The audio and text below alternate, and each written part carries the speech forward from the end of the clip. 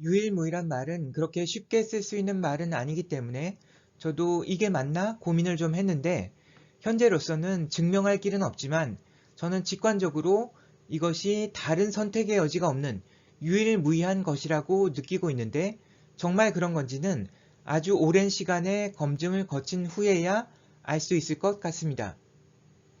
제가 왜 이것이 유일무이한 성공 전략일 거라고 생각하는지에 대해서는 이 영상의 마지막 부분에서 말씀드리겠습니다. 한 가지 미리 얘기해두고 싶은 것은 전략을 잘 짜는 것과 짜여진 전략을 잘 수행해서 실제 전쟁에서 이기는 것은 별개의 문제일 수도 있기 때문에 이러한 전략을 통해서 모든 분들의 암이 무조건 다 성공적으로 치료될 수 있다는 것을 의미하는 것은 아니라는 점입니다. 이 전략의 핵심 개념은 약 2200여 년 전에 로마의 스키피오 장군이 카르타고의 한니발 장군에 맞서 싸운 전략과 맞닿아 있습니다. 적이 원하는 전장에서 싸우지 않고 적의 배후에 있는 본진을 치는 것입니다.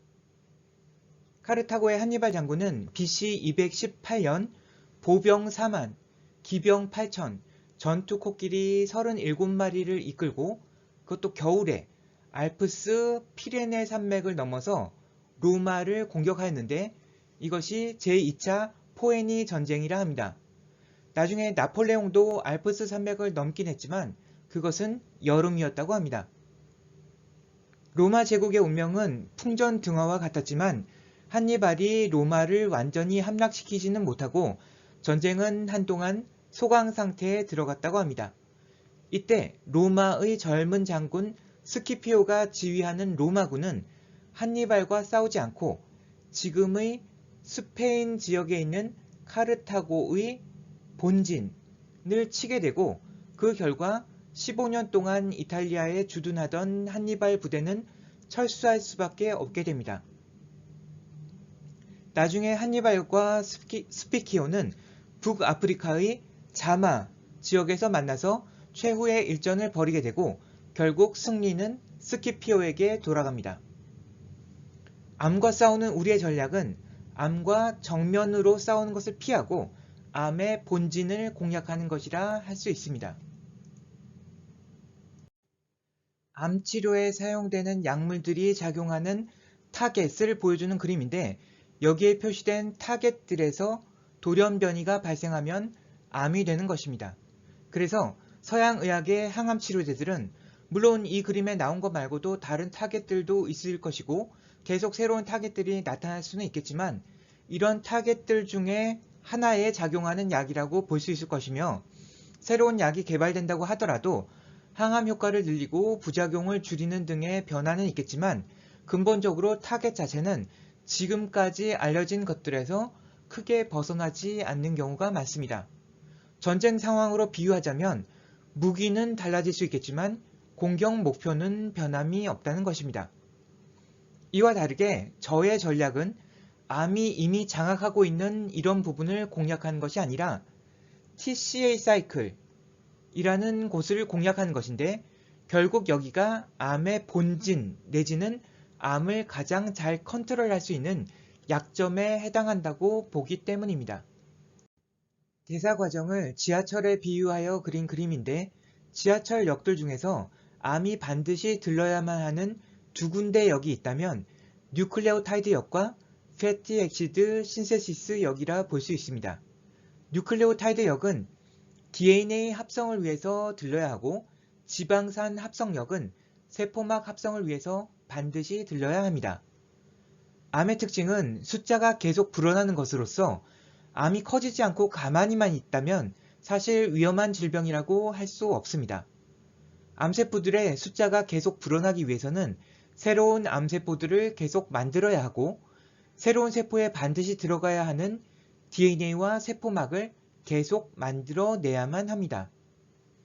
이 2차원적 그림을 3차원으로 다시 그려보려면 이런 모양이 되는 것으로 생각할 수 있는데 가장 윗부분이 대사의 중심이자 허브인 TCA 사이클로서 내부 순환로나 중심의 회전 교차로 같은 역할을 합니다. 암이 뉴클레오타이드 역과 패티 액시드 신세시스 역을 가기 위해서 최적 효율의 경로는 TCA 사이클을 돌다가 거기에서 빠져나가는 것으로 우리의 목적은 TCA 사이클을 점거해서 암이 원하는 대로 사용하지 못하도록 막는 것입니다. 살아있는 생명체는 적응력을 가지며 특히 암은 대사 과정에서 어딘가가 블록되면 대체 경로로 리와이어링을 하는 뛰어난 적응력이 특징입니다. 따라서 우리가 암이 이 역들로 가는 경로들을 막는다고 해도 암은 어떻게든 다른 길을 찾아내어서 갈 수는 있겠지만 최소한 TCA 사이클이라는 지름길만은 절대 사용하지 못하도록 철저하게 봉쇄하는 것이 우리의 전략인 것으로 암은 이 두 역으로 가기 위해서 훨씬 비싼 비용을 지속적으로 지불할 수밖에 없도록 만드는 것이 우리의 목적인 것입니다. TCA 사이클은 진화적으로 산화 반응과 환원 반응이 따로따로 진행되다가 하나로 연결된 것으로 볼 수 있는데 이것이 바로 산화와 환원의 궁궁 디자인을 형성하게 됩니다. 또한 TCA 사이클은 에너지를 생산하는 이화 기능을 할 뿐 아니라 이 사이클에서 나오는 부산물들이 동화 과정에 사용되기 때문에 동화와 이화의 궁궁 디자인도 형성됩니다.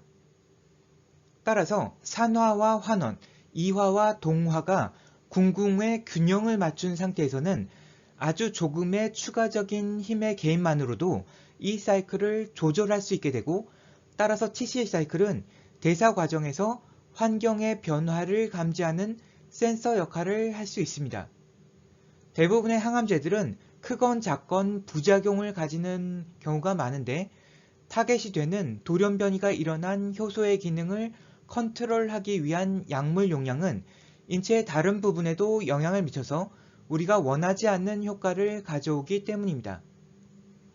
하지만 이렇게 TCA 사이클과 같이 궁궁 디자인을 이룬 부분은 스스로 민감한 센서 역할을 하기 때문에 원치 않는 부작용을 일으키지 않는 상당히 저농도의 약물로도 우리가 원하는 효과를 가져올 수 있는 것으로 보이며 이것이 지렛대 효과처럼 사량 발천근을 가능하게 하는 궁궁 디자인의 장점이라 볼 수 있습니다. 우리가 이곳을 타겟으로 삼는다면 당연히 노력 대비 큰 효과를 거둘 수 있을 것입니다. TCA 사이클이 환경 변화를 민감하게 감지하는 센서 역할을 함과 동시에 그에 대한 대응으로 인해서 좌선, 우선의 을을 디자인도 형성되는데 예를 들어서 기생충은 숙주의 몸속에서 생활할 때는 산소가 부족한 환경에서 살게 되고 숙주의 외부에서 생활할 때는 산소가 충분한 환경에서 살게 되는데 이를 감지해서 자신의 대사를 스위칭할 수 있으며 TCA 사이클의 회전 방향이 바뀔 수 있습니다. TCA 사이클이 정방향으로 돌아갈 때는 에너지가 생성되면서 이때 발생하는 활성산소라는 독성 물질이 조금씩 축적되어서 세포는 노화되고 결국은 죽습니다. 암은 TCA 사이클을 쓰지 않고 다른 경로에서 에너지를 얻을 수 있기 때문에 활성산소의 타격을 받지 않아서 늙지도 않고 죽지도 않을 수 있지만 TCA 사이클은 에너지를 만드는 이화 과정뿐 아니라 동화 과정에서도 중요한 역할을 하기 때문에 암도 TCA 사이클의 부산물들을 반드시 필요로 합니다. 이런 과정에서 암이 쓰는 전략은 TCA 사이클을 부분적으로 거꾸로 돌리는 것입니다. TCA 사이클을 정방향으로 돌리는 것은 기본적으로 연소와 동일한 과정이기 때문에 활성산소가 발생하지만 TCA 사이클을 역방향으로 돌리는 것은 오히려 다른 데서 얻은 에너지를 쓰면서 이루어지는 과정이기 때문에 활성산소가 발생하지 않게 되고 암은 활성산소로부터의 타격으로부터 자유롭게 됩니다. TCA 사이클을 거꾸로 돌리는 전략은 기생충도 사용하는 전략이고 암뿐 아니라 정상적인 줄기세포도 사용 가능한 전략으로서 암이 이런 방식으로 적응하는 것은 뭔가 없던 걸 새로 만들어낸 것이 아니라 산소가 부족한 환경에서 수억 년 전부터 사용해 오던 전략과 프로그램을 상황에 맞추어 다시 활성화시킨 것에 불과하다고 볼 수 있습니다.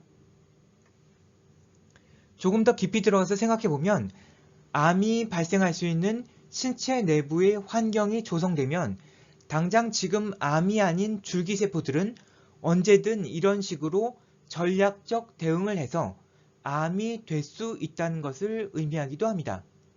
그렇기 때문에 당장 눈에 보이는 암을 없애는 것은 암의 치유가 아닌 미봉책에 불과할 수도 있을 것입니다. 이러한 사실로 인해서 메타볼로 에피제네틱스라는 분야가 나오게 되는데 TCA 사이클의 대사 상태에 의해서 후성 유전학적으로 유전자의 발현이 조절되고 대사의 경로가 리와이어링 되는 것으로 바로 암이 그 대표적인 예가 될 수 있을 것입니다.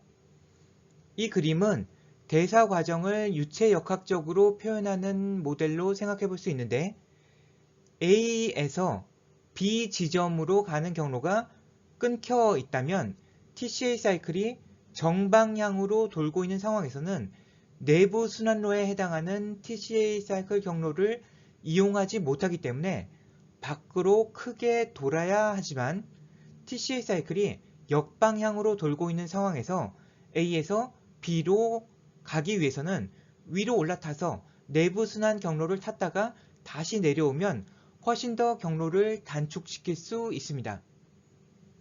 이 모델에서 어떤 경로가 형성된다는 것은 메트로맵에서 어떤 노선, 어떤 경로를 거쳐가는 것인지와 동일한 것이고 각 역에 해당하는 유전자가 활성화되어서 효소를 만들어내야만 하는 것이기 때문에 TCA 사이클을 조절함으로써 대사 경로를 조절할 수 있다는 것을 의미하고 암 또한 이러한 원리를 벗어나서 생존할 수는 없는 것입니다. 지금까지 얘기한 내용을 한마디로 요약하면 암의 본진에 해당하는 곳은 TCA 사이클이고 우리는 TCA 사이클이라는 전장을 선택해서 거기서 암과 승부를 보겠다는 것입니다. TCA 사이클의 가장 근본적인 존재 이유는 에너지 대사이고 이는 곧 수승화강입니다. 에너지 대사는 결국 물의 순환 과정인데 물과 이산화탄소가 광합성을 통해서 결합하면서 빛 에너지가 탄수화물 속에 있는 전자에 저장되고 호흡 과정을 통해서 그것이 다시 물로 돌아가는 과정인 것입니다. 에너지를 얻었다 잃었다가 위아래로 왔다 갔다 하는 것의 본체는 결국 전자인데 이 전자를 누가 실어 나르는가에 따라서 동화와 이화의 경로가 달라지게 됩니다. 복귀팔계에서 문항팔계로의 전환이 어떻게 이루어지는지에 대해서 말씀드린 바 있는데 여기서 가장 주목해서 볼 필요가 있는 부분은 곤괴입니다. 원래 복귀팔계에서는 가장 밑에 있던 것이 문항팔계에서는 가장 위에 있는 이괴의 옆으로 배치되었습니다. 뒷괴는 불이고 풍선과 같이 위로 올라가는 성질이 있기 때문에 가만히 놓아두면 항상성의 윗단을 넘어가 버릴 것이고 항상성이 깨지면 생명체는 생존할 수 없게 됩니다. 따라서 릿괴의 옆에 배치된 곤괴는 무게추 역할로 릿괴를 끌어내리는 역할을 하게 되는데 감괴의 옆에서 건괴가 끌어올리는 역할과 대칭을 이룬다고 볼 수 있습니다. 화인 릿괴는 TCA 사이클에서 에너지를 만들어내는 이화 과정으로 볼 수 있고 TCA 사이클과 연결된 전자 전달기에서 분리되었던 전자와 양성자 즉 H+ 수소 이온이 폐를 통해서 흡입한 산소와 만나서 물이 만들어지게 됩니다. 광합성의 탄소 동화 과정을 통해서 에너지를 저장하는 탄수화물이 되었던 물이 다시 원래의 물로 돌아오는 곳이 바로 여기인 것입니다. 또한 활성산소가 주로 발생하는 곳도 바로 이 전자전달계입니다. 그러니까 이곳은 수승화강에서 수화가 교차되는 곳으로서 화가 더 이상 올라가지 못하고 수로 맺혀서 떨어져야 하는데 만약 여기서 너무 올라가 버리는 상황이 되면 활성산소가 과도하게 발생해서 항상성을 깨뜨리고 생명체를 죽음에 이르게 하는 병적인 상황인 것입니다. 이 과정에서 다양한 항산화 효소들이 활성산소의 발생을 막아주게 되는데 결국 TCA 사이클 수준에서 보면 곤괴는 곧 항산화제라고 볼 수 있으며 리꾀라는 풍선의 무게추 역할을 하는 곤괴가 물을 만들어내는 출발점 역할을 한다는 것을 알 수 있습니다.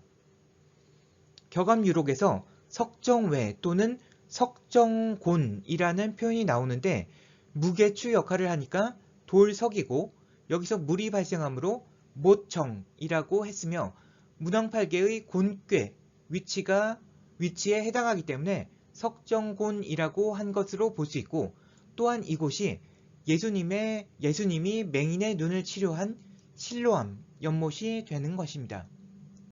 북두칠성은 인간의 운명과 수명 등을 관장하는 별이라고 하는데 오행이 생장화 수장이라는 모든 생명체의 라이프 사이클에 대한 부분이라면 북두칠성은 영웅의 여정에 해당하는 스토리를 생성한다고 볼 수 있고 그것이 곧 그 사람의 운명이 되는 것입니다. 북두칠성과 관련해서 별들의 역할을 크게 생기와 복덕의 개념으로 나눌 수 있다고 생각되는데 생기는 그 사람을 일상으로부터 벗어나서 새로운 도전과 모험으로 이끌음으로써 그의 인생에 어떤 가치를 부여하는 Call of Adventure라 할 수 있을 것이고 복덕은 이러한 여정에서 얻게 되는 리워드라고 볼 수 있을 것입니다. 이것은 곧 존재와 소유, 젖과 꿀, 그리고 이화와 동화로도 대별될 수 있는 것입니다. TCA 사이클은 동화와 이화, 즉 존재와 소유의 궁궁이 만나는 곳으로서 격암유록에서의 심전, 마음의 밭 또는 북두칠성이 비치는 절의 밭이란 뜻의 사답칠두락 등의 용어에 해당된다고 볼 수 있습니다. 절의 밭이라는 의미를 저는 소유를 위한 밭이 아니라 존재를 위한 밭이라는 의미로 해석하는데 그것은 모든 생명체가 공유하고 있는 진화적으로 보존된 장치를 의미한다고도 볼 수 있으며 인간의 운명과 수명이 북두칠성에 달려있듯이 암이 죽고 사는 명 또한 TCA 사이클에 달려 있을 수밖에 없는 것입니다. 암의 특징은 이화보다 동화에 더 많은 비중이 실리는 것이므로 존재보다 소유를 더 추구하는 스타일이라고 볼 수 있는데 마치 소유가 모든 가치의 척도가 되는 것이 자본주의의 폐해이듯 암도 탐욕적이고 이기적인 성장이라는 특징을 보이고 이 부분은 암의 치명적인 약점이 될 수도 있어서 암이 추구하는 성장과 동화를 못하도록 막는 것이 우리가 암을 공략하는 효율적인 전략이 될 수 있습니다.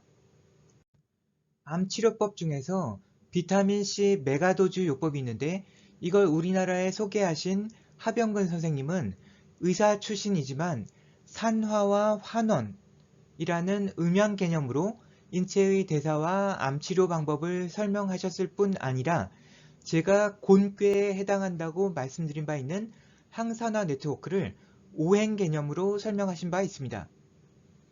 다만 아쉬운 것은 이 치료법은 항산화 네트워크로 활성산소를 처리하고 또한 고농도 비타민C로 오히려 활성산소를 과도하게 만들어서 암을 공격하는 등 활성산소인 화와 활성산소를 처리하는 화강에 대한 부분을 다루고는 있지만 수승에 대한 내용은 없다는 것입니다. 문항8개라는 관점에서 본다면 수승화강의 원리 중 절반만을 다룬 것이 되는 것이죠. 지금 다루진 않겠지만 격암유록에는 이런 개념들이 있는데 이것은 수승의 디테일에 대한 부분이라고 할 수 있습니다. 만약 이분이 더 오래 사셨다면 결국 문항8개 전체를 아우르는 치료법을 만드실 수 있을 거라고 저는 예상하지만 이미 2012년도에 돌아가셨기에 그것은 불가능한 일이 되었습니다. 저는 이 치료법의 한계를 지적한다기보다는 제가 여기서 제시하는 암치료 전략 중 화강이라는 측면에서는 이분의 이론과 다를 바가 없다는 것을 말씀드리고 싶습니다. 암의 기본적인 전략은 TCA 사이클을 거꾸로 돌려서 전자 전달계에서 발생하는 활성산소로부터의 타격을 피하는 것이지만 실제로는 다른 적응 경로를 택한 경우도 있고 오히려 TCA 사이클을 적극적으로 활용하는 경우도 없지 않습니다. 이는 암이 항산화 네트워크를 보다 활성화시켜서 활성산소를 더 잘 처리하기 때문에 가능한 것인데 이러한 상황에서 우리가 타겟으로 삼을 수 있는 부분이 바로 NADPH인 것입니다. 항산화 네트워크에서 모든 항산화제들은 마지막 단계에서 NADPH에 의해서 다시 환원된 형태로 재생됩니다. 따라서 NADPH가 계속 보충되지 않는다면 항산화 네트워크는 시간 문제일 뿐이지 결국은 정지되고 만다는 것입니다. NADPH는 동화를 위해서 전자를 실어 나르는 역할을 하는 물질이기 때문에 NADPH를 제한한다면 암의 입장에서 보면 동화와 성장도 안 되고 활성산소 처리도 안 된다는 양수 겹장을 맞는 셈이 됩니다. 암은 너무나도 다양한 방식으로 적응할 수 있어서 TCA 사이클을 점유하는 것만으로는 때로는 충분한 대응이 되지 못하는 경우도 있을 것이기 때문에 우리는 다양한 보조 전략들을 함께 갖추어서 만전을 기할 필요가 있습니다. 암은 탄수화물이나 당을 주로 사용하는 바르부르그 이펙트로부터 시작해서 최종적으로는 지방산을 에너지원으로 사용하는 김 이펙트로 끝난다고 볼 수 있을 것입니다. 우리는 암의 시작과 끝, 알파와 오메가의 전략을 이미 알고 있는 것입니다. 그렇다면 우리는 암이 이 스펙트럼의 중간에서 어떤 경로를 가던 미리 여러 군데에 매복을 심어둘 수도 있고 암이 쉽게 적응하지 못하도록 계속 전략을 주기적으로 바꿔가면서 혼란을 야기하고 내성을 방지할 수도 있을 것입니다. 현재의 표준 치료법의 문제점은 똑같은 치료 방식이나 약물을 내성이 생길 때까지 계속 사용하는 것인데 가위바위보를 하는데 지기 전까지 계속 가위만 내고 지면 또 바위만 계속 내는 그런 것과 다름없는 전략이라서 암 또한 진화 과정을 거쳐서 축적된 경험과 지능을 가진 존재라는 걸 감안할 때 이런 방식으로 적응하고 변화하는 존재를 이길 수 있을 거라고는 도저히 생각하기 힘든 것 같습니다. 가로축과 세로축은 상당히 겹치는 부분이 많아서 이런 직교하는 독립적인 축을 형성하는 것이 아닐 것으로 생각되지만 생각하기 편하게 이렇게 십자축으로 그려서 생각해 볼 수 있습니다. 동화와 이화는 에너지를 가지고 있는 전자를 누가 받는가에 따라 달라집니다. NADH로 받으면 이화 경로로 가고 NADPH로 받으면 동화 경로가 됩니다. 제가 사용하는 TCA 사이클을 정방향으로 돌리면서 이화를 촉진하는 약의 이름이 칠성산인데 북두칠성이 비치는 사답칠두에 작용하는 약이라는 의미입니다. 형화의 방향은 물질화 고체화의 방향으로서 칼슘 이온이 중요한 역할을 하고 기화의 방향은 기능화의 방향으로서 각종 신경 전달 물질 등이 작용할 것으로 생각됩니다. 지금 여기서는 설명을 생략하겠지만 형화의 반대편인 기화에서는 단지 기뿐 아니라 한의학에서 삼보라고 부르는 정기신의 개념이 다 연관되어 있기 때문에 이 축에 작용하는 약을 삼보산이라 이름 붙였습니다. 이렇게 나누어 본 축에서 암은 3, 4분면에 존재하고 이 구도는 밭전자를 형성합니다. 가로 세로의 축을 이쪽 방향으로 이동시켜주는 것이 칠성산, 삼보산인데 칠성산이란 약은 TCA 사이클을 정방향으로 돌려서 이화를 촉진하는 약이고 삼보산이란 약은 NADPH를 줄임과 동시에 기능화를 촉진하는 약입니다. 저는 이 두 약을 합쳐서 십승산이라고 부르며 이로 인해서 암이 점유할 수 있는 자리는 위축되게 됩니다. 그 다음 단계로 이 부분을 다시 나누게 되면 격암유록에서 얘기한 전이 되는데 1사분면이 백이었고 3사분면이 흑이어서 흑, 백으로 나뉘어져 있었다면 3사분면을 흑단과 금단으로 다시 나누는 것입니다. 금단의 영역이 커지게 되면 당연히 암이 점유할 수 있는 흑단인 암이 점유할 수 있는 부분이 줄어들 것이고 금단의 영역을 이런 식으로 확장할 수 있다면 암이 가진 불로불사의 특징을 인체 대사에 적용함으로써 인간의 수명에 공 하나를 더 붙일 수 있을 것이라고 저는 예측하는데 이 모양에서 우리는 우물정자를 볼 수 있고 이 우물에서 나오는 영천수, 영생수가 곧 금단의 재료가 된다고 볼 수 있습니다. 정리하자면 격암유록 말중운 편은 곧 암치료 내용이라고 보아도 크게 틀리지는 않을 것 같습니다. 수승화강은 군사와 형질에 다 통한다고 하였는데 군사 방면에서는 상대방의 보급로를 끊거나 경제적 싸움으로 가게 되면 곧 수승화강 원리가 적용된다고 볼 수 있을 것이고 흉질이란 곧 암으로 대표되는 것입니다.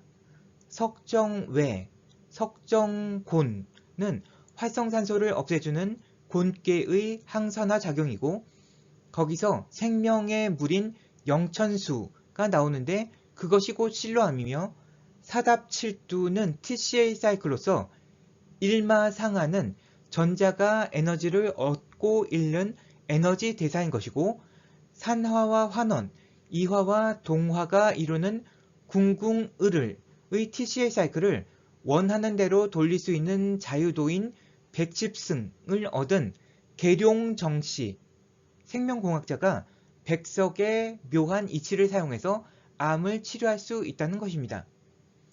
여기서 설명이 안 된 부분은 백성묘리일 뿐인데 이것은 효소에 대한 부분이라고 볼 수 있는 것으로서 다음에 설명드리도록 하겠습니다. 지금까지 말씀드린 방법이 암치료의 유일무이 성공 전략이라고 생각하는 이유는 사실 가능한 암과 싸우지 않으려는 전략이기 때문입니다. 이 전략은 적의 본진을 치는 스키피오의 전략과도 유사한 부분이 있지만 사실은 제갈량과 싸워 이긴 사마의의 전략에 더 가깝다고 생각됩니다. 싸웠다면 신출귀몰한 제갈량에게 당하고 말았을 텐데 싸우지 않고 최대한 전략적 인내를 했기 때문에 결국 이길 수 있었던 것입니다.